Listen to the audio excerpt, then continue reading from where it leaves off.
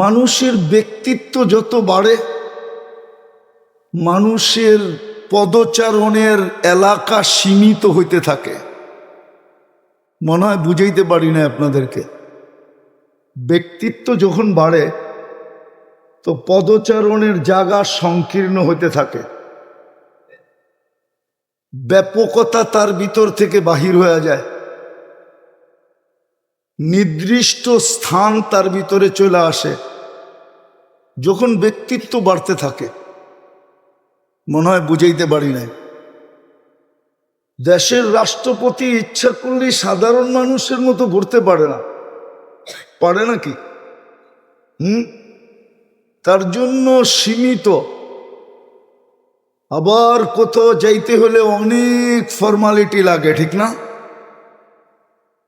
Protocol রাখলাম, formality তো লাগে। তো মুহাম্মদুর রাসূলুল্লাহ সাল্লাল্লাহু আলাইহি ওয়াসাল্লামের মতো ব্যক্তিত্ব, আল্লাহর পরে যার স্থান, যার এই জমিনে আসারই কথা ছিল না, ব্যক্তিত্বের দিকে দেখলে আর ব্যক্তিত্ব পর্যালোচনা করলে উনি কেন দুনিয়াতে আসবেন? দুনিয়া যদি দেখি তাইলে তো দানিয়া, সবচেয়ে নিকৃষ্ট জিনিস, এইখানে উনি কেন আসবেন? কিন্তু আল্লাহ কারণ বলছেন কেন আসছেন। আগে এটা বুঝতে হবে, তারপরে মোটা মোটা কয়েকটা কথা বলবো।